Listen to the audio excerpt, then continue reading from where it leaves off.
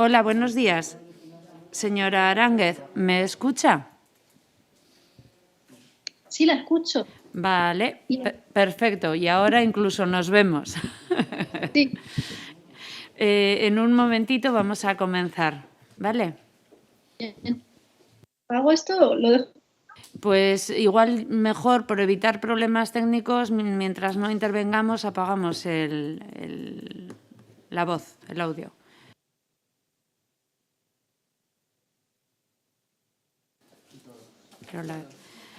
Buenos días. Buenos días. Vamos a dar comienzo en el día de hoy, 19 de octubre, a la penúltima comparecencia de expertos dentro de la Comisión de Participación, Cooperación y Derechos Humanos.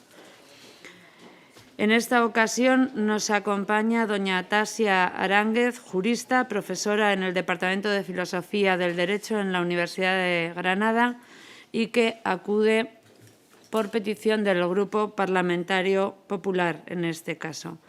Y como todos los demás comparecientes, nos van a intentar ayudar con su experiencia y con sus aportaciones en la próxima tramitación de la proposición de ley de igualdad, reconocimiento de la identidad sexual y o expresión de género y derechos de las personas trans y sus familiares aquí en La Rioja, en nuestra comunidad autónoma.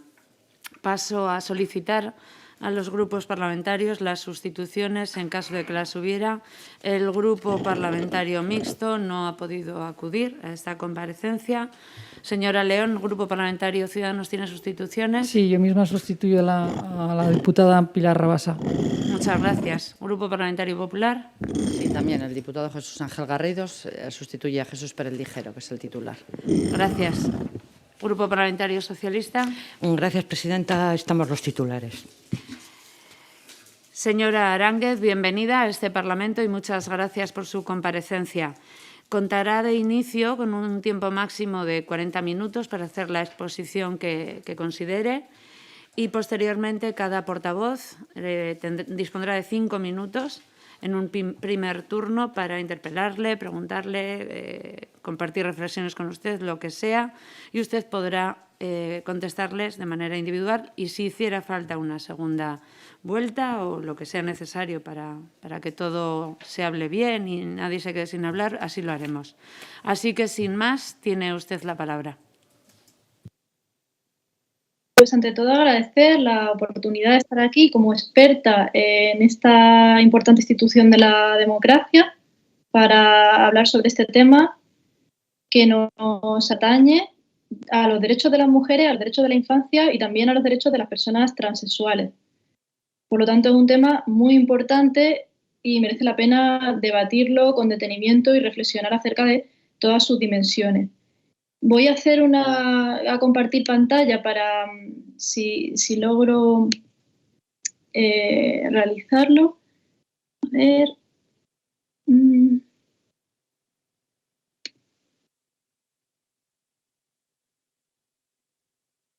Pues a ver, aquí en el escritorio.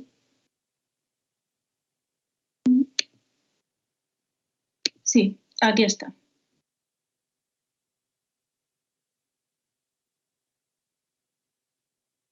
Ahora no se está viendo esa, ¿no? ¿No se está viendo esto?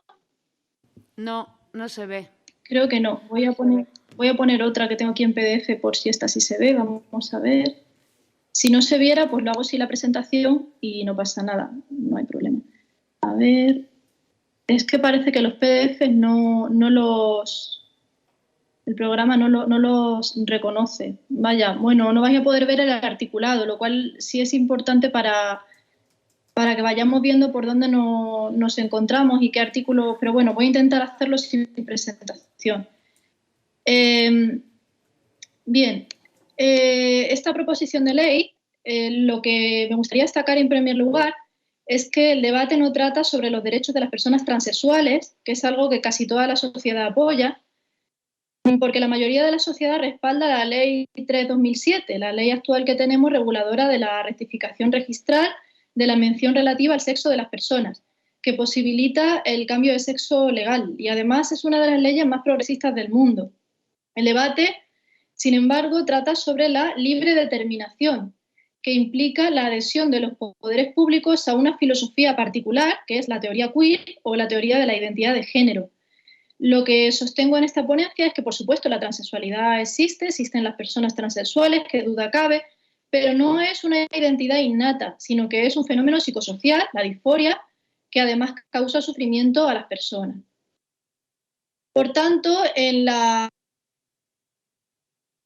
ley encontramos una serie de conceptos que son falsos sinónimos, una confusión entre determinados conceptos que vienen definidos en el marco jurídico. Por ejemplo, la exposición de motivos dice: la definición de sexo-género de una persona va mucho más allá de la apreciación visual de sus órganos genitales externos en el momento del nacimiento, y no es un concepto puramente biológico, sino que el sexo-género es sobre todo un concepto psicosocial. Dice también, tal y como estableció el Tribunal Europeo de Derechos Humanos.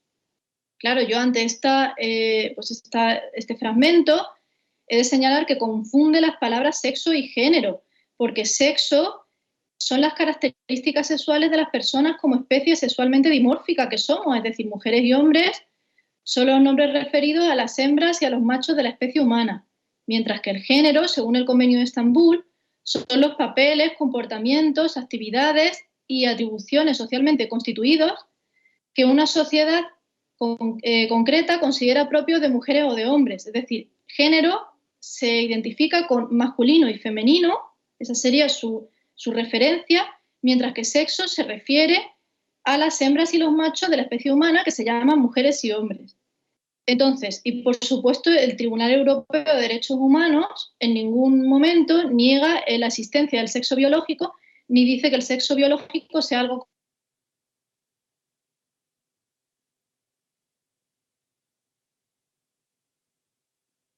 construido, algo cultural o algo inventado, porque eso no es así, sería contrario.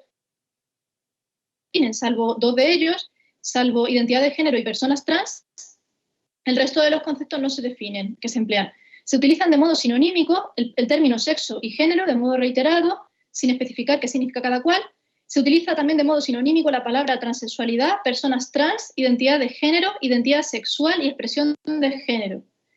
Y se utiliza de modo también similar o sinonímico sexo asignado al nacer, frente a sexo sentido, género sentido, y también se utilizan dos términos que parecen tener una contradicción entre sí sin aclarar esa cuestión, la palabra género como algo relativo a hombre y mujer, mientras que en otra ocasión se utiliza el término género neutro. Entonces, bueno, esta confusión convendría aclararla. Lo que sostenemos es que sustituir el término transexualidad por otros términos indeterminados como trans, personas trans o identidad de género introduce una confusión entre sexo y género, porque una persona transexual es alguien que, según la ley reguladora del cambio de la mención relativa al sexo de 2007, una persona transexual es aquella que rechaza su sexo y por eso quiere cambiarlo en el DNI. Pero una persona trans no tiene ningún problema con su sexo, sino que quiere adoptar una apariencia estética distinta, inspirada por estereotipos de género masculino o de género femenino. También encontramos una confusión en el concepto central de la ley, que es la libre determinación de género. Esto es confuso porque la ley se refiere en realidad al cambio de sexo jurídico y médico sin tener informe médico de disforia. Eso es lo que quiere establecer la libre determinación. Quiere establecer que el cambio de sexo jurídico se pueda realizar sin tener un informe de disforia y que ese cambio de sexo, o de género, de sexo, produzca una serie de consecuencias jurídicas. Es decir, permite a las personas acceder a una posición jurídica del nuevo sexo modificando derechos, obligaciones y estadísticas. Todo el mundo está de acuerdo en la sociedad con que las personas modifiquen su género libremente, es decir, con que modifiquen los estereotipos masculinos y femeninos en su vestimenta, en su comportamiento, pero el verdadero objeto de la ley es la libre determinación del sexo. El sexo es un dato empírico que forma parte de la identidad jurídica. Según sabemos, pues la identidad jurídica regulada en la Convención de los Derechos de la Infancia, que recoge datos como la edad, el lugar de nacimiento, quién es tu padre y quién es tu madre, en qué país ha nacido. Esos son datos objetivos que no dependen de la personalidad ni de la voluntad. El DNI no pretende reconocer nada relativo a la personalidad. Toda la población acredita su sexo mediante un certificado médico presentado ante el registro civil tras el nacimiento, es decir, existe una correspondencia entre el hecho natural sexo y el hecho jurídico sexo, aunque excepcionalmente la ley establece que las personas con disforia pueden acceder a un cambio de sexo registral debido a unos motivos justificados, que son precisamente la disforia. El sexo no es asignado al nacer, a diferencia de lo que señala la teoría queer y lo que señala el proyecto de ley, sino que el sexo puede verse en una ecografía meses antes del nacimiento e incluso milenios después de nuestra muerte. Unos arqueólogos pueden descubrir nuestro hueso e identificar con claridad el sexo biológico al que pertenecemos. El sexo biológico ha de ser recabado porque permite obtener información relevante para las políticas públicas, por ejemplo. Permite calcular la brecha salarial, realizar análisis demográficos sobre el número de hombres y mujeres que nacen y la esperanza de vida de cada sexo, de modo que el sexo es necesario para las políticas de igualdad y no solo para ello, sino también para el conocimiento científico y para el conocimiento de la realidad. Con respecto a la teoría queer, que es la que se recoge en este proyecto de ley y la que inspira todo este proyecto, sostiene que las personas desde la infancia tienen una identidad de género innata que se invita a los niños y niñas a descubrir. Según esta doctrina, la prueba de la transexualidad es el gusto por determinados juegos y ropas que se asocian a los estereotipos de género. De modo que si a la niña le gusta jugar al fútbol, al baloncesto, pide que le llamen con un nombre de niño, relacionarse con niños, pues de ahí se deduce la prueba como que puede ser transexual. Eso es lo que deducen, que puede tener una identidad de género innata de niño. Si la persona resulta estar, según esta doctrina, en el cuerpo equivocado, puede someterse a tratamientos hormonales o cirugías. Y el papel de las personas adultas y profesionales de la salud sería facilitarles la transición social y la hormonación sin realizar ningún cuestionamiento ni ninguna indagación acerca de los motivos que puedan conducir a ese menor a rechazar su sexo, porque en caso de que introdujeran algún cuestionamiento, se consideraría una terapia de conversión o terapia aversiva, que según el artículo 12 del proyecto de ley del derecho a la salud y a la atención sanitaria, se señala que el Servicio Riojano de Salud no podrá hacer uso expresamente de terapias aversivas sobre personas transexuales y tampoco se podrá hacer uso de cualquier otro procedimiento que suponga una anulación de la personalidad de la persona transexual. Como vemos, se está prohibiendo una indagación porque se está considerando que se considera incluido dentro del marco de las terapias aversivas precisamente una indagación acerca de por qué esa persona dice que es del sexo opuesto a su sexo biológico. Por tanto, este articulado elimina la garantía de una terapia que indague las causas que conducen al individuo a experimentar sufrimiento y rechazo hacia su sexo. También se elimina la supervisión psicológica y médica para menores de edad. Se impide dar información a adultos y a menores sobre los efectos perjudiciales de los tratamientos médicos, sobre la alta probabilidad de que la disforia desaparezca durante la pubertad, sobre los límites de la medicación y de la cirugía y la falta de estudios fiables sobre los efectos de la terapia. Se priva a estas personas, en definitiva, de información y de atención médica adecuadas y además se estigmatiza con la idea de la despatologización. Lo que se hace es estigmatizar el trabajo de los profesionales sanitarios, imponiéndose un modelo de medicina a demanda. El concepto central de la ley, como he señalado, es la libre determinación de género, ¿no? Según dice la ley. Este concepto se recoge en la exposición de motivos cuando se afirma: la libre determinación del género de cada persona ha de ser afirmada como un derecho fundamental, parte imprescindible de su derecho al libre desarrollo de la personalidad. También se recoge en el artículo 1, finalidad y objeto, y en el artículo 2. Eso de modo claro, la ley recoge este concepto como lo central, lo que determina la necesidad de la ley, porque realmente ya hay un marco jurídico, la ley de 2007, que recoge los derechos de las personas transexuales. O sea, es introducir la libre determinación, el objeto fundamental y realmente único de la ley. La libre determinación de sexo, porque hablamos de la libre determinación de sexo, en realidad hay que señalar con respecto a ella que una ley autonómica no tiene competencia para establecer, como dice la exposición de motivos, un derecho fundamental. Los derechos fundamentales los recoge la Constitución. Ni la Constitución ni ningún tratado internacional vinculante reconocen un derecho denominado libre determinación de género de todas las personas, no de las personas transexuales que tienen disforia, sino un derecho de que cualquier persona además determine su sexo. Pero es que este derecho con este nombre, libre determinación de género, no existe en la Constitución y en ningún tratado internacional vinculante. Ni no vinculante, no figura en ningún tratado internacional. Es más, la Ley 3/2007, actualmente reguladora de la rectificación registral de la mención relativa al sexo de las personas, exige acreditación médica de la disforia. Y las clasificaciones internacionales, el CIE-11 y el DSM-5, siguen recogiendo el diagnóstico de disforia de género. Y, por supuesto, el Tribunal Europeo de Derechos Humanos considera que el derecho español es uno de los más avanzados en materia de transexualidad, sin que sea no se entiende pues, la pertinencia o la necesidad de este cambio. Bien, no sé si se me está viendo y escuchando porque veo que la cámara se queda un poco congelada. Sí, se le ve perfectamente, se le ve y se le escucha perfectamente, ¿eh?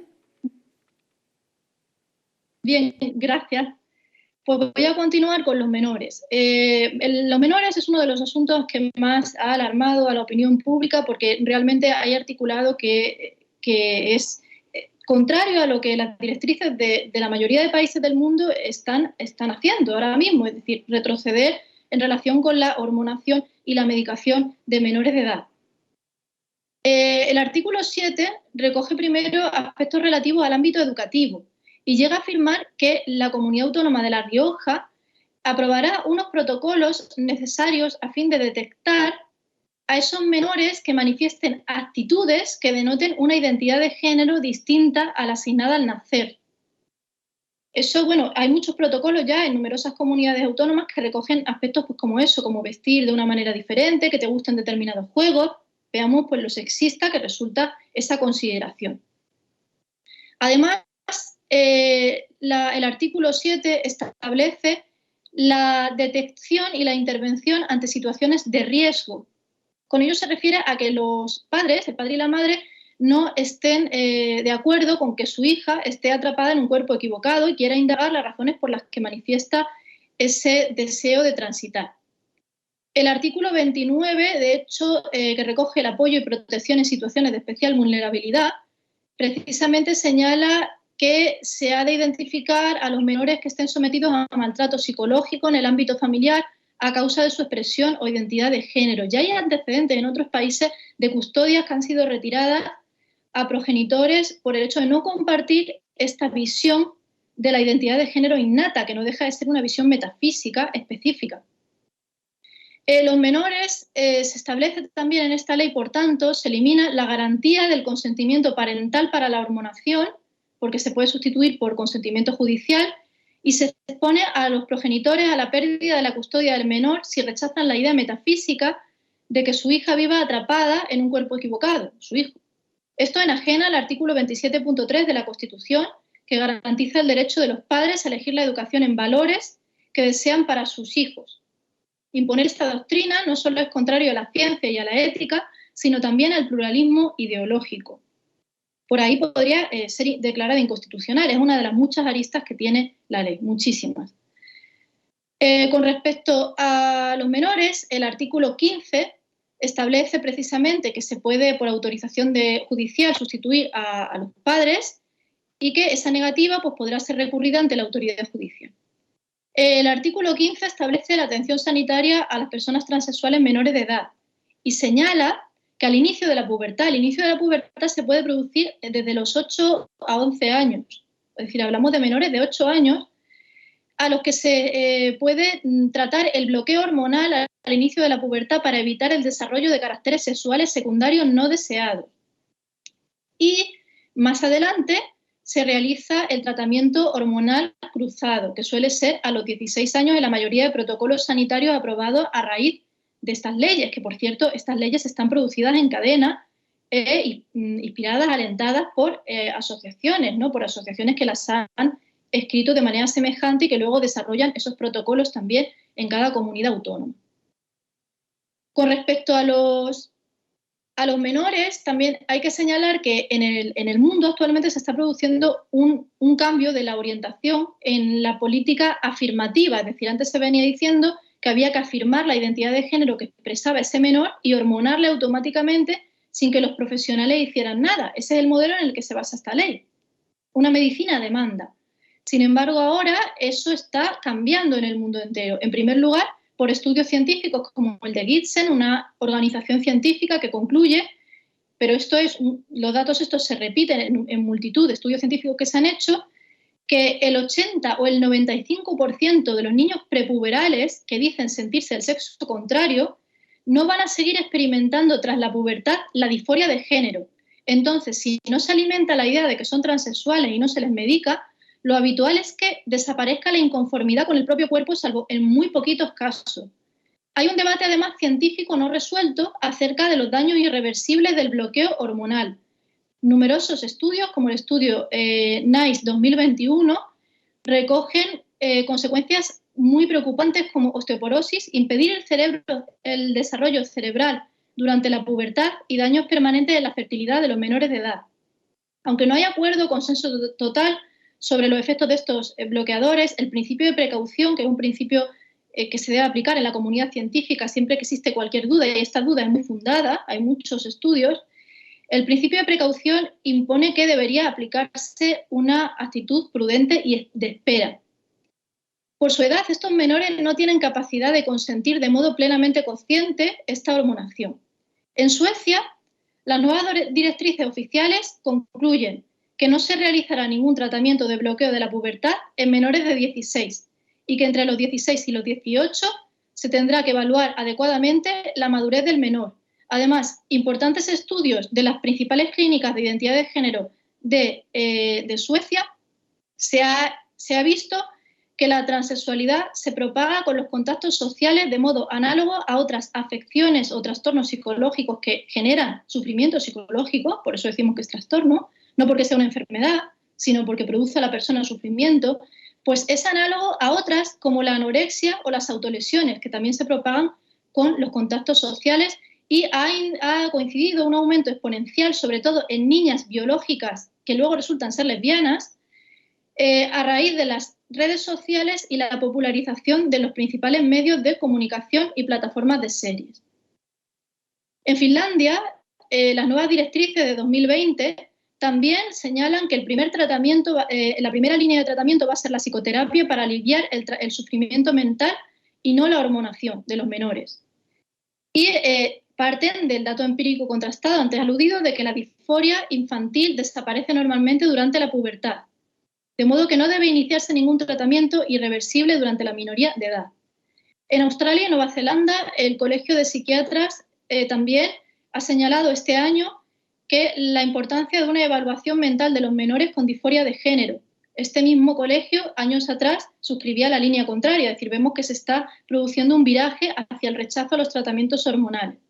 El enfoque de la despatologización o libre determinación impediría a los profesionales realizar dicha evaluación acerca de por qué motivos el menor experimenta esa disforia.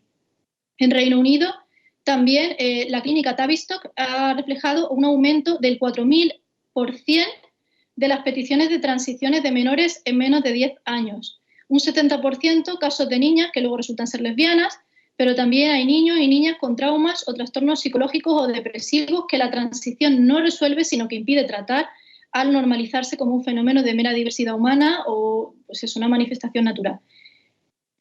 También pues se ve que a los menores a los que se les bloquea la pubertad es mucho más probable que acaben hormonándose y luego alcanzando la cirugía. Los factores que inciden en la disforia, según todos estos estudios y directrices de distintos países, son los siguientes. La divulgación mediática que muestra lo trans como algo innato o transgresoria a la moda, el deseo de integración social y de distinguirse durante la adolescencia, la homofobia y la lesbofobia del entorno familiar o de una misma persona que se siente mal con su orientación sexual, la invisibilidad social de las lesbianas, la falta de referentes para las niñas, las chicas, de mujeres que sean lesbianas, el deseo de esquivar los roles sexistas y el deseo de escapar de la violencia sexual que produce sentimiento de culpabilidad a las niñas que son víctimas de abuso sexual infantil y produce también rechazo al cuerpo en algunos casos, y la introducción en la escuela de contenidos como la identidad de género como algo que hay que descubrir, la vinculación entre determinados juegos y sexos, es decir, sexismo, que identifica unos colores o unos juegos con un sexo, y la idea de que se pueden hacer en un cuerpo equivocado, que es una idea pues, metafísica, ¿no? Mística. Con respecto al deporte, en el ámbito deportivo es otro de los ámbitos que más oposición social o más crítica se está despertando. El artículo 34 de esta ley señala que en las competiciones deportivas se podrá participar según la identidad sexual sentida. Hay que señalar con respecto a esto del deporte que los varones biológicos, según un estudio de Hilton y Lundberg de 2020, tienen una ventaja competitiva del 30% en la media de disciplinas, llegando al 50% en hockey y béisbol. La ventaja se debe a la mayor densidad ósea de los varones, mayor capacidad pulmonar, mayor masa muscular, mayor tamaño y altura promedio. Estas ventajas no desaparecen nunca, ni siquiera tras años de hormonación. Y aunque la hormonación a la que se someten los varones que transitan los ubica en una posición de desventaja con respecto a los varones biológicos no hormonados, eso no logra ubicarlos dentro del promedio de las mujeres, sino en un punto comparable al de una mujer físicamente excepcional que además tome sustancias prohibidas para obtener ventaja en el mundo deportivo. El proyecto de ley permite el acceso al deporte femenino de varones que no son legalmente transexuales, porque no exige ningún requisito para verificar el sexo. Esta disposición es contraria al artículo 14 de la Constitución porque constituye discriminación por razón de sexo. El ámbito de aplicación de esta ley es el deporte no profesional, porque las reglas del deporte profesional son determinadas por las federaciones deportivas y por el Comité Olímpico Internacional. Pero el deporte no profesional, no por ello, no tiene importancia. Es muy importante, quizá el más importante. Por ejemplo, hablamos del deporte escolar, porque es la puerta de entrada de las niñas al mundo del deporte. Y es un momento en el que es crucial cosechar éxitos y tener autoconfianza para determinar la continuidad en el deporte. Según datos de la Federación Española de Tiro con Arco, solo el 30% de las personas federadas son mujeres. Y esta situación se repite en la mayoría de las disciplinas. De modo que la práctica deportiva está lejos de ser paritaria y se están haciendo importantes esfuerzos institucionales para incrementar la participación femenina. Además, el artículo 29 de la Ley de Igualdad entre Mujeres y Hombres exige que en el ámbito deportivo se promueva el principio de igualdad entre mujeres y hombres y que se favorezca el deporte femenino en todas las etapas de la vida y en todos los niveles. A nivel olímpico, el criterio actual a nivel internacional del Comité Olímpico Internacional es que se permite participar a varones biológicos que transitan siempre que se hormonen durante un año y que tengan 10 nanomoles de testosterona en sangre. Pero esto es el doble de la máxima testosterona que puede tener una mujer. Y no nos referimos a la mujer promedio que tiene menos de 1 nanomole, sino a una mujer con una testosterona muy alta, que sería de 5 nanomoles. La testosterona está incluida en la lista de sustancias de dopaje prohibidas, de modo que una mujer que tuviera un nivel tan alto de testosterona sería directamente acusada de dopaje porque es imposible que se dé tal circunstancia. Por tanto, a nivel internacional hay dos importantes campañas que se han hecho. Una es Safe Women Sports, con atletas de casi 30 países, iniciada sobre todo por atletas estadounidenses. Otra es la campaña Fair Play for Women, una campaña sobre todo británica, y bueno, luego también hay una campaña de la Alianza contra el Borrado de las Mujeres en España que está siendo suscrita por la mayoría de por todas las federaciones deportivas de nuestro país. Las deportistas, las atletas, lo que señalan es que estas leyes constituyen una rampante discriminación por sexo que vulnera el principio competitivo del juego limpio, destruye la igualdad de oportunidades de las mujeres, arrebatándoles podios, becas y premios, y supone un peligro además para la integridad física de las mujeres en deportes de contacto como el boxeo o el rugby. El Comité Olímpico Internacional, a raíz de las quejas de las deportistas, ha anunciado la modificación de sus criterios recientemente. Sin embargo, esto tampoco se ha contemplado, este cambio internacional del criterio no se ha tenido en cuenta tampoco en el proyecto de ley. Otro aspecto que puedo señalar, no sé si me estoy quizás extendiendo demasiado, voy a intentar no extenderme mucho más, es el de las instalaciones separadas por sexo. Hay muchos artículos que se refieren a este particular, por ejemplo, el acceso a baños y vestuarios de los artículos 7 y 8, según el sexo sentido, El artículo 13, que recoge que en los hospitales, cuando existan habitaciones separadas por sexos, se ingrese según sexo-sentido. El artículo 26, que señala que las personas mayores vayan a la residencia según el sexo-sentido. El artículo 32, que se refiere a los recursos asistenciales para víctimas de violencia de género. Y sobre todo el artículo 29, que recoge numerosas situaciones de especial vulnerabilidad y que se puede acceder a esos espacios según el sexo-sentido. En concreto, los centros de menores, los pisos tutelados, los centros de atención a personas con diversidad funcional, es decir, con discapacidad. Las personas con discapacidad rechazan el término diversidad funcional, los principales organismos como el CERMI y demás, ¿no? Entonces se ha utilizado un término que rechaza y que también es propio de la teoría queer. Las residencias para personas mayores, los centros y servicios para personas en situación de dependencia, etc. Las instalaciones separadas por sexo son un asunto importante. Tener en cuenta el sexo biológico y no la transexualidad es una exigencia inherente al principio de igualdad del artículo 14 de la Constitución. Si nos referimos a aquellos ámbitos en los que mezclar a varones y a mujeres biológicos pone en serio riesgo a las mujeres biológicas a tenor de las estadísticas, como sería el caso de las prisiones, las residencias de personas con grandes discapacidades o en las que hay mujeres en coma, salas de hospitales, centros de menores, pisos tutelados, así como baños y vestidores frecuentados por niñas y adolescentes. En Reino Unido, los datos del Ministerio de Justicia de 2018 ponen de manifiesto que la mitad de las personas en prisión que se declaran transgénero han sido condenados por uno o más delitos sexuales. Es un patrón de criminalidad de tipo masculino y una probabilidad de crimen sexual que coincide con el sexo de nacimiento y no con el sexo expresado. Además, una investigación de Sunday Times señala que de las 134 denuncias por acoso sexual y agresiones sexuales que tuvieron lugar en cambiadores de gimnasios y piscinas entre 2017 y 2018, el 90% tuvieron lugar en cambiadores unisex, frente a un 10% de cambiadores de un solo sexo. A raíz de estas investigaciones, Reino Unido ha interrumpido su política de baños unisex, retornando a los baños separados por sexos. Otro aspecto fundamental de la ley son las bases de datos y las estadísticas. Los artículos 35 y 36 disponen la eliminación en los ficheros, bases de datos y archivos de la Administración de toda referencia al sexo biológico de la persona transexual. Esto entra en conflicto con el artículo 20 de la Ley Orgánica para la Igualdad Efectiva de Mujeres y Hombres y también se obstaculiza el cumplimiento del artículo 19, que es la elaboración de impactos de género en el que se mida el impacto de una medida sobre las mujeres, de una medida jurídica, de una medida legislativa o una disposición reglamentaria de carácter general. Lo que observamos es que se está sustituyendo de facto la variable de sexo biológico por una variable estadística distinta, el sexo-sentido, impidiendo la desagregación de los datos por sexo para poder medir, por ejemplo, el impacto que tiene el sexo biológico sobre la criminalidad o cualquiera de las otras variables que hemos venido analizando. O sea, se imposibilita de entrada el mero análisis de estas circunstancias. El artículo 20 de la Ley de Igualdad señala que se debe garantizar la integración de modo efectivo de la perspectiva de género en la elaboración de cualquier trabajo, de modo que todas las estadísticas y estudios tienen que incluir sistemáticamente la variable de sexo y la recogida de datos que lo posibilitan, no ocultar el sexo biológico volviendo imposible que sepamos hasta cuántas mujeres y cuántos hombres mueren.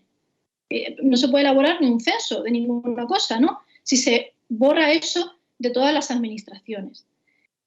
Tampoco lo que recomienda la Ley de Igualdad, lo que exige es que se tengan en cuenta todas las variables. Es decir, que si por ejemplo, se tiene en cuenta una variable nueva, por ejemplo, la raza, la etnia, la edad de una persona o la transexualidad, que sea una variable distinta, que no elimine la otra, para que veamos cómo se relacionan las variables estadísticas entre sí.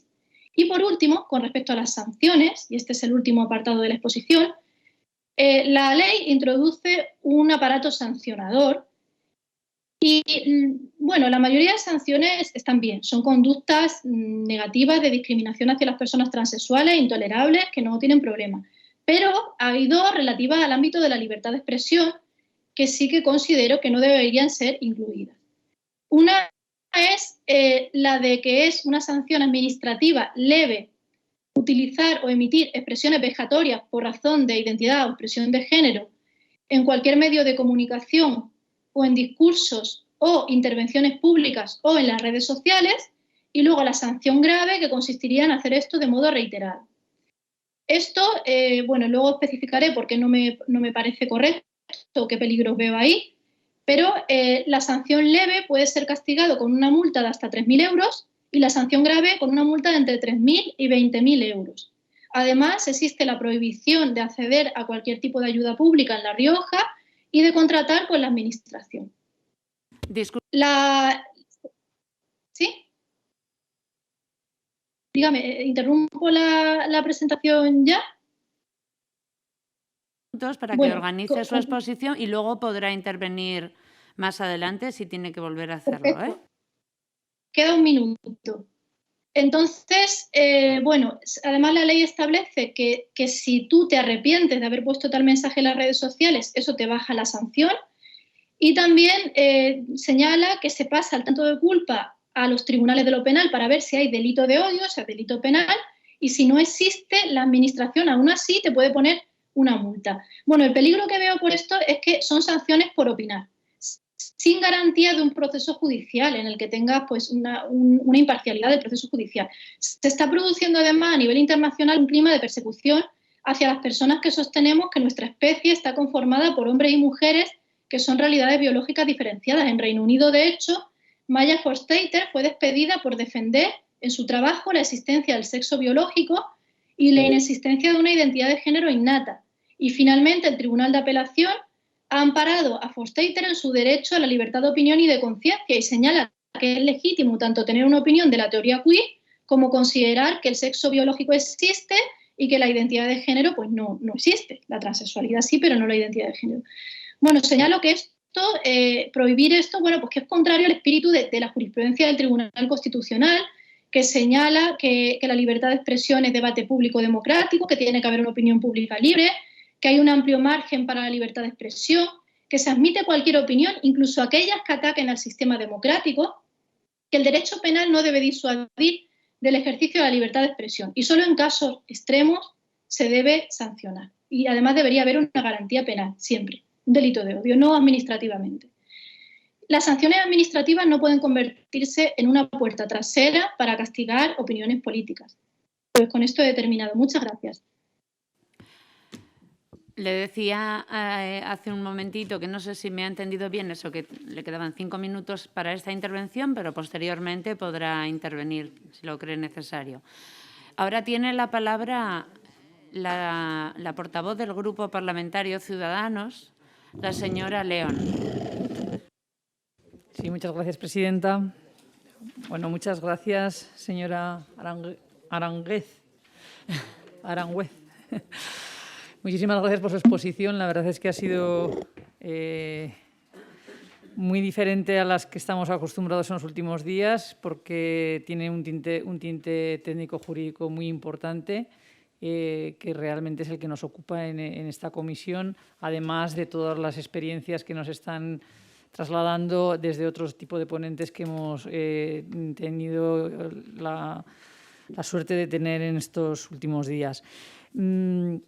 De nuevo, como otro ponente que también fue su intervención de carácter muy jurídico, poner el acento en la incompatibilidad o en las competencias o en la confusión que puede existir entre la legislación autonómica y la legislación nacional o incluso el poder ser constitutivo de una inconstitucionalidad a la hora de legislar este tipo de ley, ¿no?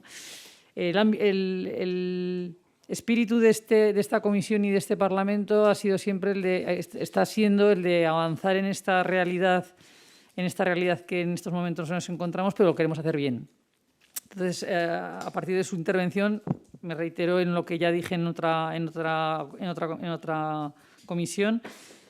Creo que es necesario que, dado que existen estas visiones de incompatibilidades, necesitaremos un informe del Consejo Consultivo para saber si exactamente existen dichas incompatibilidades. Pero no obstante, dado que tiene tan claro, usted tiene tan claro todo y es experta y jurista y catedrática en este terreno, bueno, yo le agradecería que si tienen ese PDF y nos puede pasar esa ponencia aunque nos la iba a expresar, si no la pueden pasar por correo electrónico, sería de agradecer para poder analizarla en profundidad.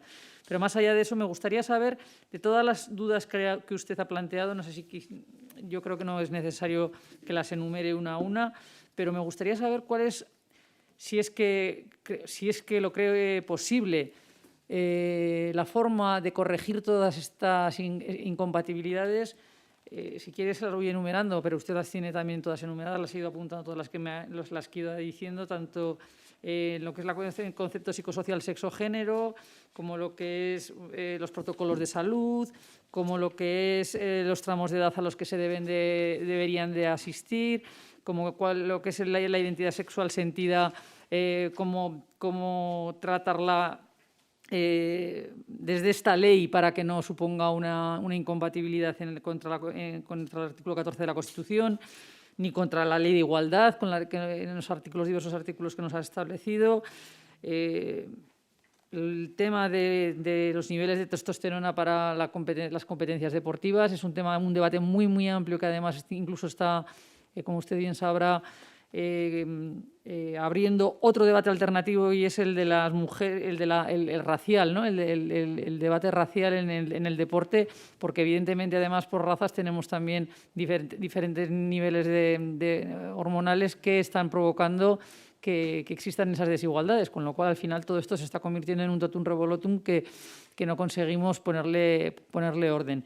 Pero no quita para que haya que ponérselo, porque es una realidad la que tenemos en estos momentos en nuestra sociedad, y sería esconder la cabeza bajo el ala no querer abordarla y enfrentarnos a ella.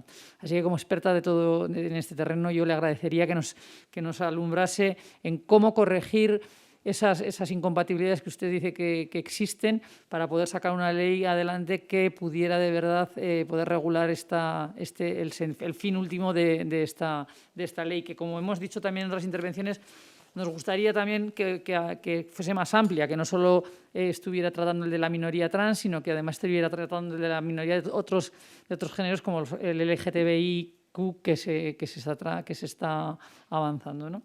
Y sin más, simplemente como le digo, le reitero que le agradecería que nos alumbrasen cómo corregir todas esas incompatibilidades que usted establece como posibles. Muchas gracias.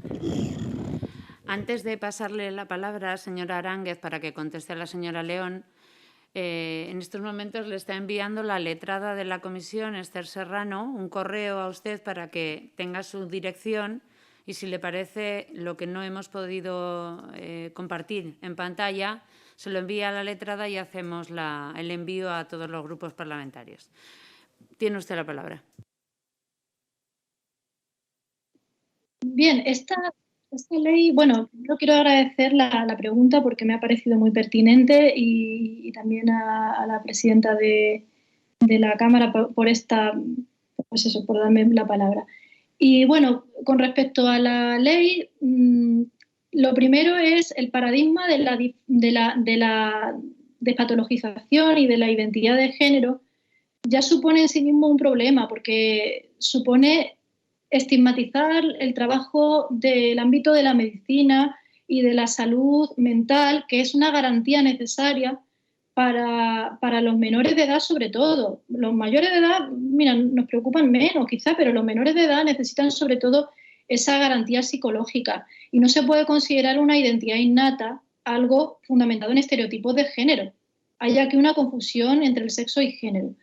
Yo hablaría de transexualidad, no de trans. Trans es una palabra ambigua que se refiere también a personas que no cambian su aspecto, ni cambian y que solo tienen una variante estética. Eso no hay por qué recogerlo ni siquiera ni en un DNI ni en las políticas públicas. Entonces, uso del término transexualidad.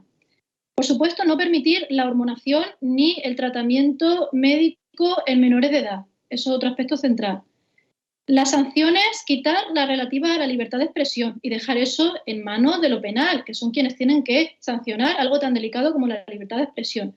Quitar, si se mantiene la autodeterminación del género, que es algo que no se debería mantener porque es una ideología determinada, la teoría queer, incompatible además con otras, como el feminismo, pero bueno, si se mantiene, se ha de quitar la palabra derecho fundamental, porque un derecho fundamental no puede ser legislado por una ley autonómica, solo por la Constitución. O sea, se puede poner derecho a secas, pero no se puede poner nunca fundamental. Y con respecto a las estadísticas, pues quitar el articulado relativo a que las personas pueden borrar completamente de todos los registros su sexo, porque es necesario que las políticas públicas sepan de qué sexo biológico es una persona y distinguir claramente en todo el texto legal el concepto de sexo del concepto de género. Y en el ámbito deportivo, las personas compiten según su sexo, o que se cree una nueva categoría para las personas transexuales. Una categoría para las transexuales que son varones biológicos y otro para las que son mujeres biológicas, si se quiere así, pero no se puede meter varones biológicos en competiciones femeninas, ni siquiera aunque se hormonen, porque se ha comprobado que la ventaja competitiva del 30% persiste, porque no es todo la testosterona, es la masa muscular, es el tamaño, la estatura, la capacidad pulmonar diferente. Es que hombres y mujeres somos animales muy diferentes biológicamente, tenemos diferencias importantes que se reflejan en nuestra corporalidad y en lo que podemos hacer físicamente. Entonces, eso no debería ignorarlo una ley. La ley debe partir de una distinción nítida y clara entre el sexo, el género, en fin, todo esto que he venido señalando, y recoger transexualidad, no trans.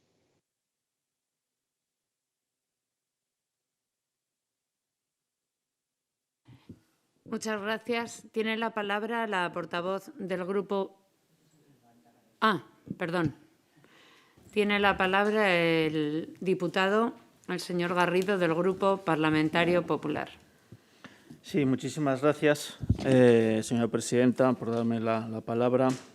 Y luego también agradecer expresamente a Tasia, ¿verdad?, su exposición y la claridad con la que nos ha estado hablando sobre este asunto, que evidentemente es complicado, complejo, poliédrico, y en donde, sin ir más lejos, ayer tuvimos a un catedrático también de Filosofía del Derecho que defendía un paradigma radicalmente distinto, ¿no? Y que mientras tomaba notas, mientras usted estaba explicándonos sus puntos de vista, y yo le decía, y yo mismo reflexionaba, ¿no? Quizá de una manera un poco pueril, ¿no? ¿Por qué habría que hacer, ¿no? O por qué una determinada posición expuesta como la que usted ha hecho hoy aquí podría tener una mayor validez o no, una mayor presunción de validez que la que, por ejemplo, estuvimos oyendo ayer también de un colega suyo de profesión, ¿no? Pero bueno, centrándome en aquellos asuntos que sí que me parecen más relevantes a los efectos que persigue esta comparecencia. La primera pregunta que me gustaría hacerle: ¿existe algún perímetro del concepto de autodeterminación de género que usted daría por bueno? O reformulo, ¿se podría perimetrar el concepto de autodeterminación de género a unos parámetros aconsejables o razonables o que pudieran ser aceptados por parte de todos sin mayor problema? ¿O es un concepto que está íntimamente ligado con una expresión que usted ha hecho, con esa idea casi de metafísica de esa teoría Kerr, que al final no deja de ser, por lo tanto, una teoría y, por lo tanto, una manera de explicar unos hechos que no tienen por qué ser ciertos? Por lo tanto, ¿no?, en la medida que no... Bueno, en fin, ya está, ahí lo quiero dejar, ¿no? Esa sería la primera cuestión. Por otra parte, también ha dicho que existe una cierta confusión en torno a conceptos que la ley utiliza como sinónimos. Se habla de identidad de género, también de autodeterminación de género. Ayer mismo, en la comparecencia a la cual hacía mención, efectivamente se conceptúan como sinónimos, y en ese sentido pues sí que me gustaría saber si nos podría profundizar un poco más en la diferencia que pueden existir entre los dos, no solo en términos ontológicos, sino también en la repercusión, ¿verdad?, frente a terceros. En tercer lugar, siempre y en todo momento usted defiende que sea necesario un informe de disforia para que en ese sentido puedan existir un acceso a los tratamientos. de las personas que están o que la ley pretende amparar. Y por otra parte, también eso me gustaría relacionarlo con el dato que usted ha dicho en términos estadísticos: entre un 80 y 95% de los menores, cuando llega la pubertad, desaparece cualquier inconformidad o cualquier vestigio de inconformidad que pudiese existir con el propio sexo. Eso quiere decir que con el 5 o 10% restante deberían, por lo tanto, aplicarse este tipo de prácticas a partir de la pubertad. No sé si se ha quedado la imagen. No sé si me ha oído todo lo que he estado diciendo, porque como ha habido un momento en donde la imagen se ha quedado congelada. Se ha oído durante un segundo, pero ahora le escucho otra vez. Creo que no me he perdido nada más que una palabra o dos. Vale, está bien. Y luego, desde un punto de vista, usted también es profesional de Derecho, es evidente que conoce, igual que nosotros, que también en el ámbito nacional, en Cortes Generales, se está regulando una ley que es, en el fondo, respira, ¿no?, por los cuatro costados de la teoría Kerr. Desde un punto de vista no ya tanto filosófico o político o prepolítico, pero sí de técnica jurídica legislativa, ¿sería prudente esperar a que existiese una normativa nacional para poder después abordarlo desde un punto de vista autonómico? Y una cuestión que no he escuchado ni usted ni tampoco en otros comparecientes, que es el derecho a la objeción de conciencia. Claro, aquí de alguna manera estamos intentando imponer sobre los terceros unas actuaciones que no tienen por qué coincidir con el planteamiento antropológico que puedan tener. Y aquí yo creo que aquí hago referencia con una visión muy amplia a todo tipo de planteamientos, o sea, desde más conservadores hasta también, por supuesto, planteamientos progresistas. Y en ese sentido sí que me gustaría saber cómo se debería abordar esa objeción de conciencia por parte de aquellos profesionales que puedan estar involucrados a la hora de abordar a las personas objeto de esta ley, que regula esta ley. Y desde el punto de vista sanitario, desde el punto de vista también, por ejemplo, educativo, también desde el punto de vista de profesiones sociosanitarias, sociales, ¿no? En fin, todo un amplio espectro de profesionales que están relacionados con las personas que aparecen reguladas en esta ley, ¿no? Yo creo que era esto básicamente las cuestiones más importantes y luego ya, ¿no?, como habrá más turnos de preguntas, pues ya profundizaremos. Muchísimas gracias, Tasia. Tiene usted la palabra para contestarle. Muchas gracias. Es una pregunta que pone el foco en cuestiones de máxima importancia. Sobre la cuestión inicial, introductoria, acerca de que, bueno, hubo el otro día una comparecencia en un sentido contrario y por qué la mía o mi punto de vista va a tener más peso que el otro. Evidentemente, eso es lo mismo que estoy señalando en esta ponencia, que hay un pluralismo político, religioso, ideológico enorme en la sociedad y que una ley no debería imponer un determinado punto de vista a la sociedad, condicionando pues incluso el borrado de datos estadísticos, poniendo sanciones si una persona no está de acuerdo con algo, castigando a médicos que intentan hacer solamente su trabajo buscando el bienestar de un menor de edad. Es decir, se trata de cosas que yo creo que se extralimitan en lo que el derecho debe hacer, que es garantizar los derechos y la convivencia entre diferentes paradigmas y maneras de ver las cosas, garantizar un pluralismo ideológico. En este sentido, la ley no debería recoger un concepto como identidad de género, porque identidad de género significa que el género, una serie de estereotipos, son una identidad de la persona, unos estereotipos sociales que son impuestos. Y sobre todo porque al derecho no le importa el género, al derecho no le importa que tú te sientas femenina, que te sientas masculino, que te guste vestir de una manera o de otra. Al derecho lo único que le importa es una serie de datos objetivos, como el sexo. Y por otra parte, que no seamos discriminadas por ninguna ideología o personalidad que podamos tener. Eso sí lo tiene que garantizar, la no discriminación de las personas transexuales. Pero no tiene que garantizar que la identidad de género como concepto metafísico, como elemento innato, que es lo que se sostiene desde ese paradigma, sea un concepto jurídico. Es como si en una ley aparece la identidad cristiana o la identidad socialista o la identidad, me explico, ¿no? Es una cuestión que escapa al ámbito de la neutralidad que debe tener un Estado pluralista. Y, por supuesto, llegando al punto de las sanciones.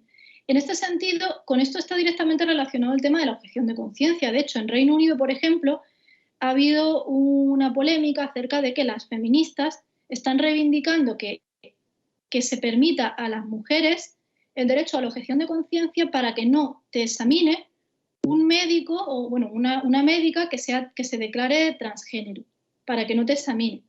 Si, por ejemplo, vas a ginecología. Porque en Reino Unido, en su ley de igualdad de 2010, se reconoce un artículo que dice que las mujeres tienen derecho a elegir que le examine una mujer ginecóloga. Y claro, lo que señalan es que allí en Reino Unido hay dos características protegidas diferentes. Una es el sexo y otra distinta es la reasignación de género, que se llama así, es decir, la transexualidad. Y señalan que para que las dos categorías protegidas se salvaguarden, es necesario habilitar la objeción de conciencia para las mujeres. Claro, esto podríamos también predicarlo de profesionales, por ejemplo, que se negaran a aplicar el enfoque afirmativo. Pero es que ese enfoque afirmativo no se presenta como un enfoque más, sino que es que se castiga a los profesionales que rechazan ese enfoque, porque se considera que están practicando terapia de conversión, cuando realmente es a la inversa. Es a la inversa, yo señalo porque, por ejemplo, muchos colectivos de mujeres lesbianas y de hombres homosexuales, como la red LGB, señalan que esta ley impone terapias de conversión, porque se ve que estadísticamente un número muy alto de los menores con disforia son niñas lesbianas, que están rechazando esa homosexualidad por motivos de su familia, que es homófoba o lo que sea. Si luego llegan al médico y solamente se impone el enfoque de sí, tú eres un chico atrapado en un cuerpo de mujer, el hecho de que a ti te gusten las chicas es indicativo de que en realidad eres un chico en tu interior. Pues eso es lesbófobo y además impone una terapia de conversión, reconvierte a una persona homosexual en una persona heterosexual a través de la medicación, exactamente lo que es una terapia de conversión. Es decir, veamos que es muy complejo, ¿no?, lo que establece esta ley. No hay ninguna posibilidad de una autodeterminación que sea compatible con los valores constitucionales o con el derecho sobre todo a la igualdad entre mujeres y hombres. Porque el sexo no es algo que se autodetermine. El sexo es una categoría jurídica empírica, sujeta a la seguridad jurídica, que nos permite hacer estadísticas de brecha salarial y estadísticas acerca de cuántos hombres y cuántas mujeres tienen cada enfermedad y de cuánto dinero tienen cada persona, propiedades de tierras, de todo. Eso es algo que se tiene que poder analizar de manera objetiva. No se puede autodeterminar la edad, no se puede autodeterminar la discapacidad. Pensemos lo que sería eso, autodeterminar la discapacidad. Pues tampoco se puede autodeterminar el sexo, que tiene consecuencias jurídicas. Tiene que estar sujeto a unos con garantías jurídicas y médicas, que son los informes de disforia. Porque si una persona cambia de sexo como categoría jurídica, es porque presenta un problema con el sexo. Y la sociedad no quiere que sea discriminada. Es por eso. Pero a la sociedad no le importa el género. El género es la personalidad. Es decir, ¿estamos de acuerdo con la libre expresión y la libre determinación del género? Pues claro que sí. Eso es lo que significa la no discriminación por razón de sexo. Que seamos educadas y educados de modo igual. Me explico en todo esto. Y luego, con respecto al deporte, otra cuestión que se ha también mencionado, reiterar que en el deporte no basta simplemente con poner un criterio de testosterona, sino que hay unas diferencias que subyacen. No sé si he contestado, seguramente habrá omitido alguna de las preguntas. Señor Garrido.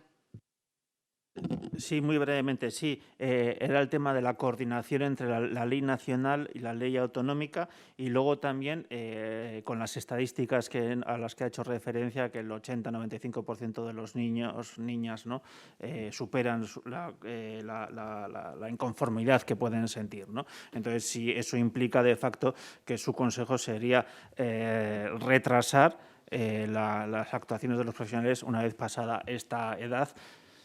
Fíjese cómo se fije, que siempre al final acabará siendo un criterio arbitrario, ¿no?, o un poco artificioso. Y ya por último, esto sí que es nuevo, con la venia de la presidenta, entiendo que usted estaría de acuerdo con una ley que propugnase no solo la no discriminación, sino la igualdad de trato de las personas transexuales, pero para nada una ley que recogiera y amparase de cabo a rabo lo que es la teoría Kerr de principio a fin. Tiene la palabra para responder al señor Garrido. Gracias por la aclaración. Con respecto a la cuestión de los menores, efectivamente es necesario retrasar la hormonación, al menos eso es lo que están diciendo las directrices de todos los países que fueron la vanguardia en el enfoque de la teoría queer, como es el caso de Suecia y de Finlandia, y que de hecho son países que reconocen cuestiones que nosotros no, como el género neutro, el sexo no binario. Son países que están muy en esa línea, pero que viendo los efectos que ha tenido sobre los menores, estadísticamente, con estudios empíricos, han retrocedido porque esto genera un daño físico a los menores. Hay que tenerlo muy presente y legislar con mucho cuidado al respecto. Además, ha habido casos de demandas, como el famoso caso de Keira Bells en Reino Unido, que todavía no ha llegado al Tribunal Supremo, que ha tenido un resultado distinto en primera instancia y en segunda instancia, pero es un caso de una chica que transitó porque le aplicaron el modelo afirmativo, el modelo de la identidad de género, y que años después se dio cuenta de que era una chica lesbiana y la habían ya sometido pues, a mastectomía, a cambio de la voz, a circunstancias que son irreversibles, que ha perdido placer sexual, que ha perdido y ha demandado al Servicio de Salud británico. Entonces, esas demandas no las podemos encontrar en España y, de hecho, no las vamos a encontrar. Y con respecto a recomiendo cautela, eso es fundamental. Y con respecto a las incompatibilidades, sobre todo entre esta ley y la Constitución y el derecho estatal, efectivamente, no solo habría que esperar a ver qué pasa con la ley estatal, que va en la misma dirección, porque además el marco jurídico actual de la ley de cambio registral se aleja completamente de este paradigma. Es un marco jurídico de no discriminación y de neutralidad en términos ideológicos, lo que hay ahora mismo. No se apuesta por un modelo teórico, pero la nueva ley sí. Entonces habría que esperar quizá a ver qué pasa, porque esa ley está recurrida. La ley autonómica de otras comunidades autónomas ha sido recientemente recurrida ante el Constitucional. Hay una ley de violencia machista catalana que ha sido recurrida por el Partido Popular y el recurso ha sido admitido a trámite. Y hay otro recurso presentado por Vox contra la ley canaria de autodeterminación de género que ha sido recurrido y todavía no ha sido admitido, pero podría serlo. Y hay una asociación de discapacidad que ha recurrido la autodeterminación en Aragón y va a pasar ahora a la fase contenciosa y tiene muchas probabilidades de llevar al Constitucional. Es decir, está empezando a haber litigiosidad que se ve claramente que va a estallar en numerosos aspectos y sí, yo recomendaría prudencia, pues más que nada porque esta ley probablemente pues, se vaya a paralizar. Si ninguno de los grupos parlamentarios que hay aquí la recurre, pues probablemente será las propias personas afectadas, menores, personas vulnerables que compartan recursos en un centro, por ejemplo, de menores y que les pueda pasar algo.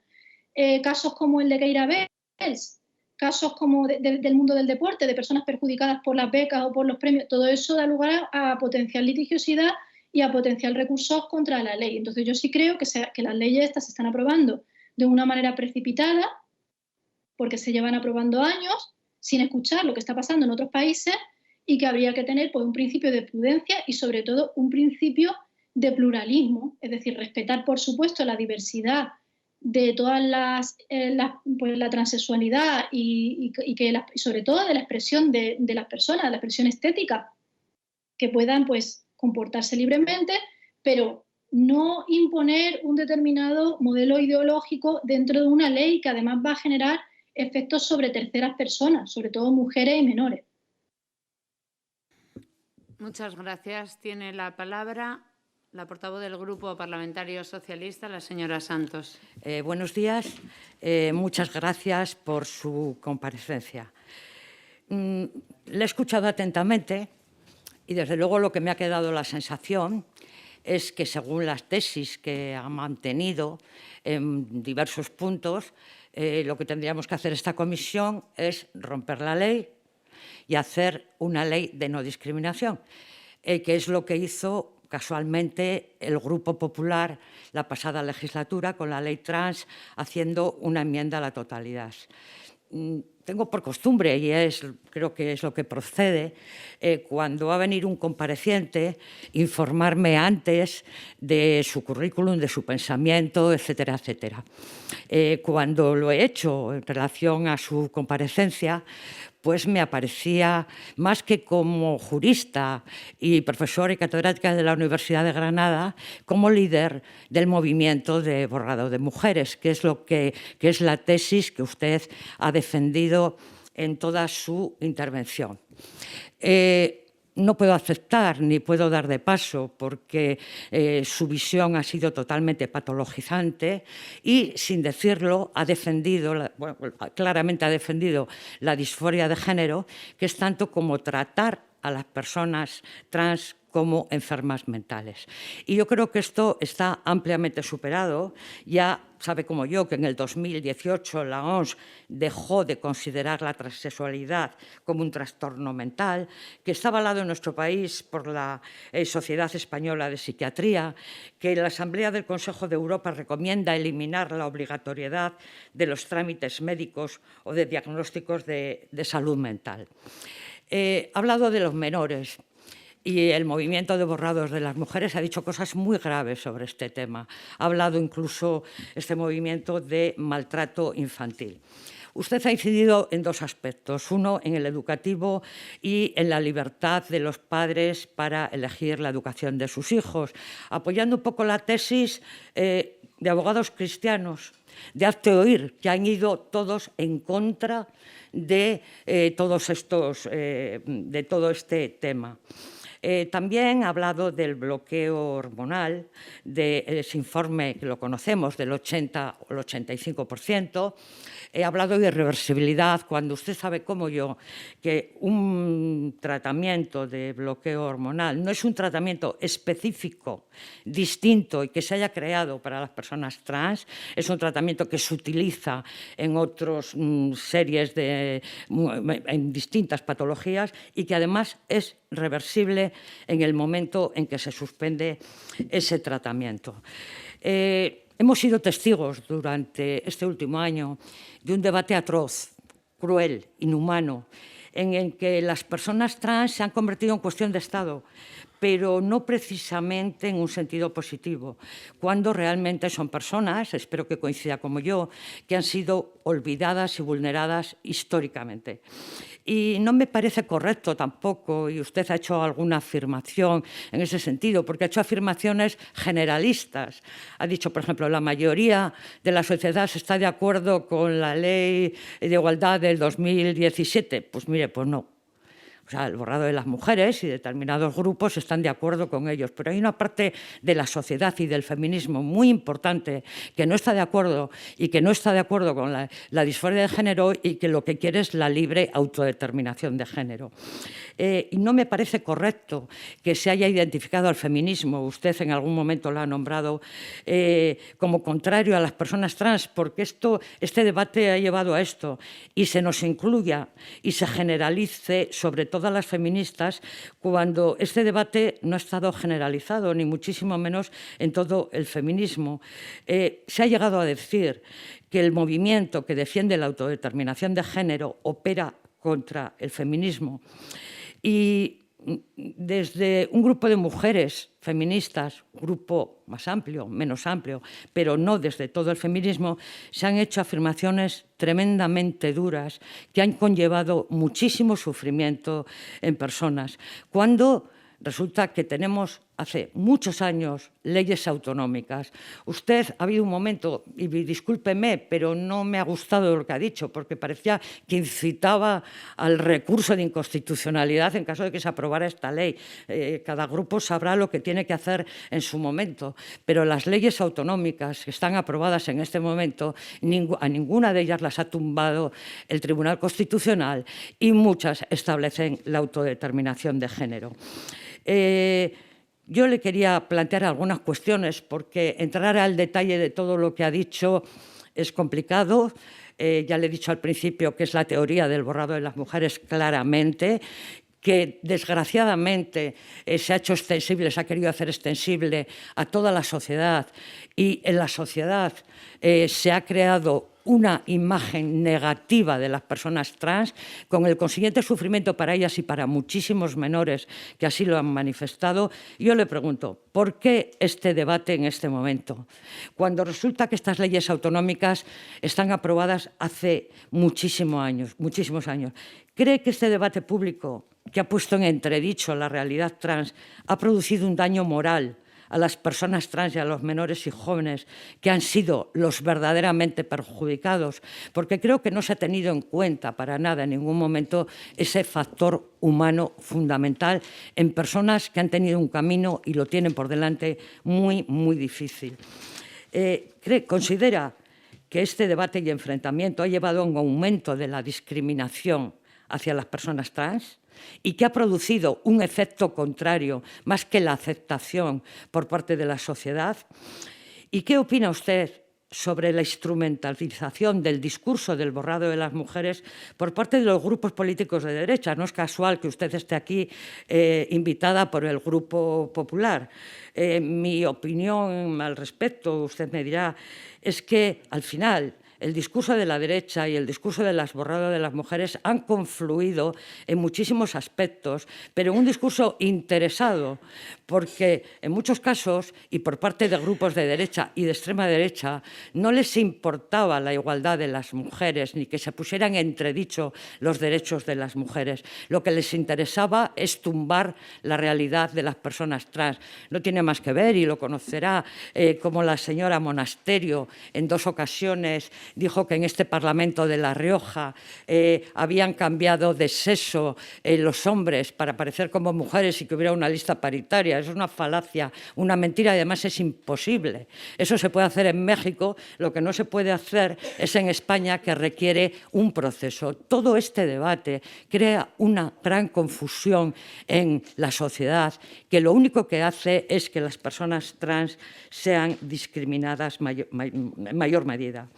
Y se ha argumentado que va a borrar la figura de la mujer, y quizá no se ha entendido que de lo que se trata es que todas las mujeres que se identifican como mujeres son mujeres, y que las mujeres trans sufren las mismas discriminaciones por el hecho de ser mujeres, y además lo sufren doblemente, por ser mujeres y por ser mujeres trans.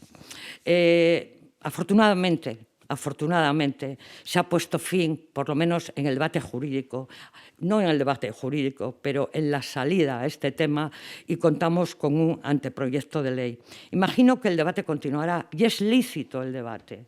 Los debates son lícitos siempre que sean constructivos, y es lícita la diversidad de opiniones, pero siempre se ha de tener en cuenta el daño que se produce a las personas. Ha hablado en algún momento de que el cuerpo equivocado, que suelen decir mucho, y los menores en un cuerpo equivocado. Igual lo que estamos es una sociedad equivocada. Muchísimas gracias. Tiene la palabra la señora Aránguez. Gracias por su intervención. Veo como una enmienda a la totalidad de lo que he señalado, pero bueno, está bien. Como dice usted, el debate es perfectamente legítimo, está bien que lo haya, y más aquí en sede parlamentaria, que es donde debe estar más que en ningún sitio de la sociedad. Así que yo le agradezco, pues, sobre todo sus críticas, porque así pues, me es posible también expresar o desarrollar mejor mi punto de vista. En primer lugar, con respecto a mi persona, bueno, ha señalado que sobre todo se me conoce como líder del movimiento contra el borrado de las mujeres. Realmente la mayor parte de mi trabajo científico publicado ha tratado sobre mujeres con discapacidad. Ese ha sido lo que he recibido premios y mayor recorrido científico. Sí es cierto que en el último año o 2 años he escrito sobre el tema del borrado de las mujeres, y precisamente por haber sido una persona que he visto muy de cerca el proceso de desarrollo y de escritura de estas leyes, y digamos que intelectualmente me he formado en relación directa con muchos de sus redactores, por el contacto personal que he podido tener, pues he llegado a ser una persona crítica con este tema de una manera pues quizá un poco antes que otras personas, lo cual me ha situado en un lugar quizá más visible a la hora de criticarlo.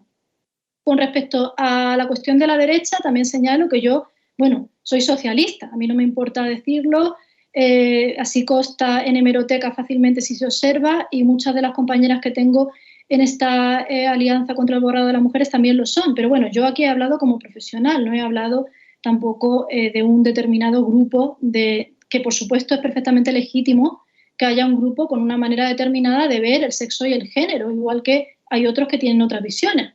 No, el hecho de que esas ideas sean suscritas por determinados grupos de los que ideológicamente estamos muy lejos, no significa que no tengamos razón. Es decir, la totalidad de la sociedad está de acuerdo, pienso yo, en que existen los sexos biológicos, existen los hombres biológicos y las mujeres biológicas. Eso es un hecho científico y en eso estamos de acuerdo el PP, Vox, el PSOE y Podemos. Yo creo que hay, o Ciudadanos, no todo el mundo está de acuerdo, pienso yo, en esta cuestión, en que existen los hombres y las mujeres biológicas. Y esa es una de las cuestiones que está negando precisamente la teoría queer. Cuando afirma las mujeres trans son mujeres, se refiere a literalmente mujeres, porque si hablamos de biología o de medicina o del ámbito deportivo, que son cuestiones con consecuencias prácticas, o de a qué persona le vamos a hacer un cribado de útero, a qué personas les tenemos que hacer, porque hay que hacérselo, unas determinadas pruebas que vienen en la cartera de servicio y hay que llamarlas para que vayan a hacérselo. Por supuesto que las mujeres trans son mujeres, las mujeres transexuales son mujeres en tanto que han cambiado su sexo en el registro civil y son mujeres legales. ¿Pero son mujeres biológicamente? No. Y tampoco creo que pretendan la mayoría de ellas serlo. No lo pretenden David Hayton, no lo pretenden multitud de transexuales críticas que hay con esa visión. Porque las transexuales no pretenden borrar la realidad biológica, salvo una minoría radical que tiene una determinada ideología negacionista de la ciencia y del sentido común. Los cromosomas siguen existiendo ahí y el derecho no los puede borrar por decreto, igual que no puede borrar la muerte, no puede borrar la enfermedad, ni puede borrar... Bien, en cuanto a la disforia sigue existiendo como diagnóstico en el DSM y en el CIE-11. Sigue existiendo, lo único que se ha hecho es cambiarlo de capítulo y efectivamente las feministas en general de ninguna corriente, tampoco de la mía, nadie considera que las personas transexuales sean enfermas. Lo que sí consideramos es que la disforia es un problema porque genera sufrimiento igual que lo generan otras muchas circunstancias de la vida, como perder un trabajo, como cualquier cosa que te pueda pasar, o incluso un parto. Un parto no es una enfermedad y tiene que ser tratado médicamente. Es decir, no todo lo que tiene que tener un informe médico y tiene que tener una atención sanitaria por la propia garantía del bienestar de la persona es una enfermedad.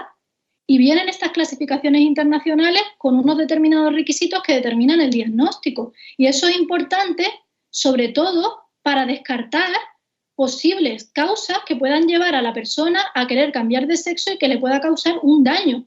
Por ejemplo, una menor que ha sufrido abuso sexual y que a consecuencia de eso siente un rechazo muy fuerte hacia su cuerpo porque no quisiera ser mujer y desea hacerse una mastectomía para que nadie la mire nunca más en el pecho. Es que esas circunstancias son reales y se están produciendo y los estudios están mostrando que se están dando. Entonces, para evitar ese tipo de circunstancias es necesario que haya un diagnóstico médico. ¿Y para qué más? También para garantía del resto de personas, para garantía de que no haya motivaciones espurias a la hora de pedir el cambio de sexo legal, porque eso se da. No es cierto que no se dé, es decir, se puede dar. Por ejemplo, pensemos en el caso de Aragón, el cupo de discapacidad en Aragón. Es una cuota en las oposiciones aragonesas para personas transexuales. También hay una cuota para personas con discapacidad. Si una persona con discapacidad desea presentarse por una reserva protegida a un puesto de trabajo, tiene que presentar informes dificilísimos de conseguir de que es una persona con un 33% de discapacidad. Sabemos que hay un problema enorme de paro, sería absurdo negarlo, y que hay muchísima gente desesperada por trabajar y que cualquier mínima facilidad que te dé la vas a tomar, como ha pasado en Argentina con los seguros de coche y la transexualidad. Es decir, es que hay muchísimos precedentes. No digo que vaya a ser mayoritario, pero que se puede dar y que el diagnóstico médico también permite ver que esa persona efectivamente es transexual, que no es una persona que tenga una motivación espuria o que quiera transitar por un capricho, que no digo que todas las personas transiten por un capricho, ni mucho menos, pero que puede haber esas personas, sí. Que existen personas que lo hacen, sí. Y que deben existir garantías, pues sí, igual que existen los certificados médicos de discapacidad, y a nadie le parece que patologicemos a las personas con discapacidad para que demuestren que tienen un grado de discapacidad. A nadie le parece que eso les patologice ni les llame enfermos, porque discapacidad y enfermedad no es lo mismo. Tampoco debería parecernos que estamos patologizando a nadie por el hecho de pedirles que presenten un diagnóstico de disforia, que eso no significa que sean enfermos mentales ni mucho menos. Significa simplemente pues, que rechazan su sexo y desearían transitar al contrario. Ahora, tampoco debemos idealizar la transexualidad, porque es dura, porque son personas que lo pasan mal, que sufren discriminación y porque el tratamiento médico es algo malo, porque es algo doloroso sobre el cuerpo que hay que hacer solo en aquellos casos en los que la persona realmente vaya a mejorar y vaya a sentirse mejor. Eso es lo que queremos en una medicina que intente, ¿no?, proteger a las personas y mejorar su vida. Y bueno, la verdad es que ha sido una crítica tan global a todo lo que he señalado. Había algún aspecto más que quería señalar, pero la verdad que he olvidado qué era. Así que bueno, cierro con esto para más preguntas. Gracias. Muchas gracias. Voy a proceder a preguntar a los grupos parlamentarios si querrían intervenir de nuevo. En Ciudadanos, la señora León me está indicando con la cabeza que no. No. Yo agradecerle la intervención. Muchísimas gracias. Señor Garrido, ¿usted quiere intervenir? Sí, gracias, señora presidenta. No quiero entrar en un debate, ¿verdad?, político entre los distintos grupos parlamentarios, pero ya vale ya de jugar a intenciones, señora Santos. Ya vale ya de juzgar intenciones. Usted podrá valorar hechos objetivos, pero no se podrá adentrar a valorar las intenciones con las cuales terceros actúan o dejan de actuar. Entre otras cosas porque usted no tiene el patrimonio ni de la verdad, ni tampoco tiene el patrimonio de las buenas intenciones. Usted no tiene mejor intención que los demás a la hora de expresar lo que piensan que es lo mejor. Y ya está. Y yo creo que usted tiene un cierto problema a la hora de oír cosas pues, que no le gustan o que no coinciden al 100% con lo que usted, con sus planteamientos. Pero yo creo que eso es algo normal en la vida, nos pasa a todos, y le habrá pasado a usted y le seguirá pasando y hay que saber convivir con eso. Pero por favor, se lo pido, no juzgue intenciones, no juzgue intenciones. Hay una cosa que no se ha abordado hoy, pero que sí uno de los expertos que vinieron por aquí se hizo una diferenciación entre lo que es la medicina curativa de lo que es la medicina satisfactoria. No sé si el término era satisfactiva o satisfactoria, pero en fin. Y entonces lo relacionaba esta última siempre con la necesidad de elaborar una información.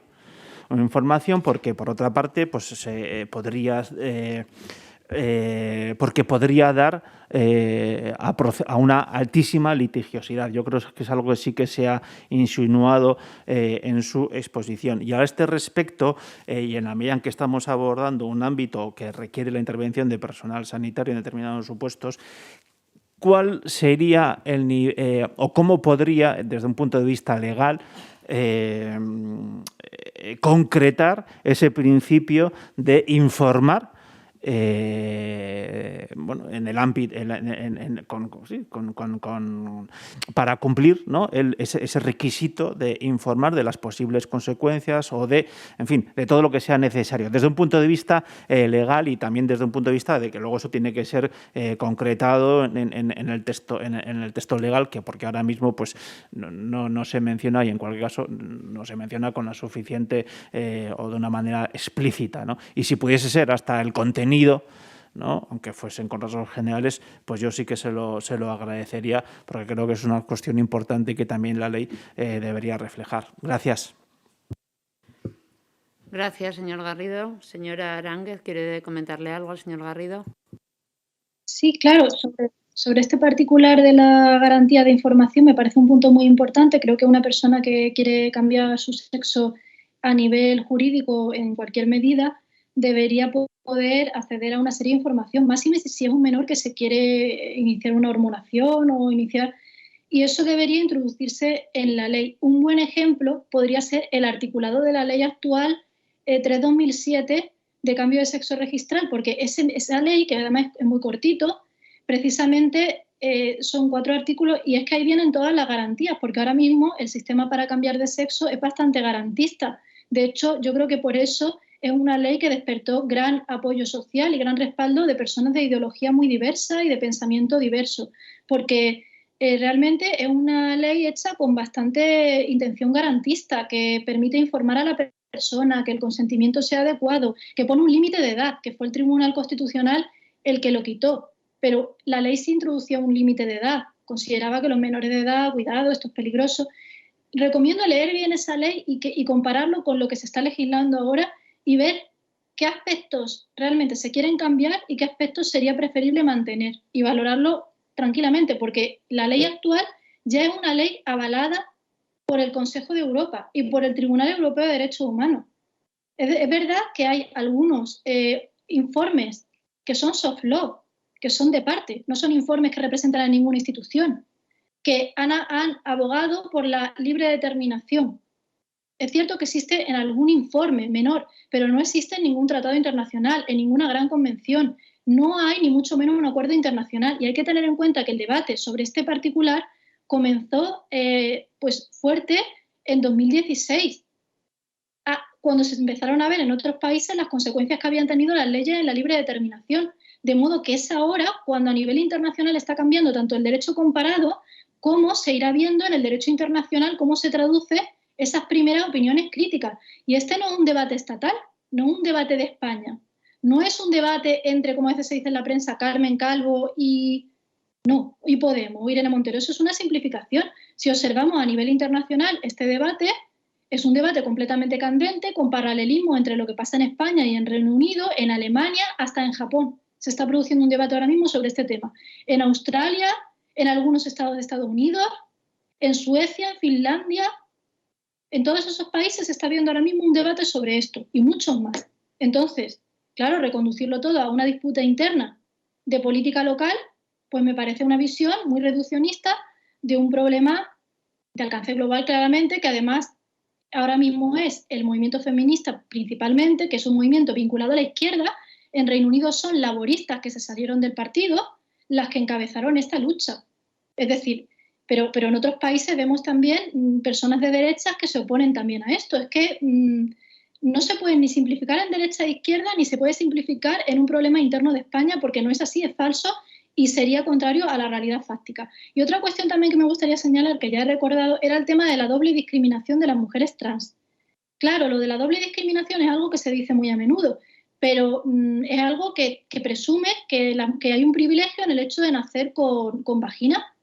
Si una pareja de 50 años han criado a sus hijos en común, que ya tienen 20, ya van a la universidad, probablemente quién habrá criado a esas hijas. Pues estadísticamente lo que vemos en la brecha salarial y en las estadísticas de cuidado es que probablemente lo ha hecho más la madre. Ha sido ella la que ha soportado la brecha salarial, esas diferencias. Si su marido sale del armario, ¿no?, como mujer transexual a los 50 años y transita de un día para otro, él antes era el que ocupaba la posición de privilegio y al día siguiente, por el hecho de autodeclararse, es el doble de oprimida. No, el doble no, el triple, porque además es lesbiana, porque sigue con su mujer. ¿Y ahora qué hacemos con lo de que ella haya sido la que ha parido, la que ha soportado la brecha salarial, el techo de cristal en su empresa, la carga de los cuidados? Todo eso no cuenta, porque claro, a la mujer transexual le contamos dos discriminaciones, una por ser mujer y otra por no haberlo sido en su nacimiento, o por ser un varón biológico. Dos. Y a la mujer biológica solo le contamos una. ¿Y qué pasa con la otra? ¿Qué pasa con la relativa a la parte de biológica? Es decir, si ha sufrido endometriosis, que es una enfermedad ignorada por el derecho, si tiene enfermedades de mujeres que reciben mucha menos financiación. ¿Qué pasa si esa mujer quiere participar en el deporte con las limitaciones en sponsoring? Es decir, la brecha salarial, el techo de cristal, todo eso que no lo contamos, es decir, tener vagina ya es un privilegio. Siempre habrá una persona más discriminada que una mujer biológica, aunque sea la más oprimida del mundo, que será una persona en las mismas circunstancias que haya nacido con sexo varón. Pues claro, esta metafísica también, esta filosofía también es algo que considero que habría que cuestionar. Por supuesto que las mujeres transexuales sufren discriminación, por supuesto. Que sea más o menos que una mujer biológica es algo que dependerá mucho de los contextos. Seguramente, quizá, en un país donde las mujeres solo tienen como destino, las transexuales, la prostitución, será así. Ahora, según la encuesta FRA Europa, que es la más fiable que hay ahora mismo en Europa de este tema, porque es la única oficial que hay a gran escala, las personas transexuales tienen un nivel económico medio alto, tienen un nivel de estudio superior en Europa, en España. Y tienen una brecha, un nivel de paro inferior al que tienen la media de las mujeres. Entonces, claro, vamos a ver en qué país estamos. Vamos a hacerlo todo con estadísticas serias. ¿Que lo mismo sufren más discriminación que las mujeres biológicas? Quizás.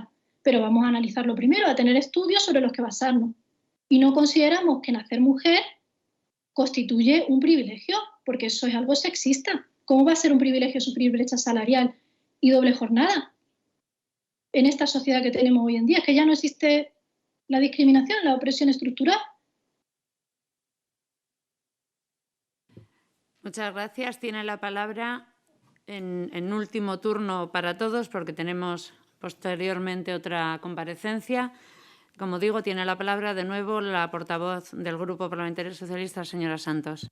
Muy brevemente, para despedirme, decirle al señor Garrido que no es el momento del debate, que tendremos mucho tiempo para debatir y no tengo ningún problema en saber comunicarme para escuchar otras tesis diferentes, lo que no quiere decir que defienda lo que pienso.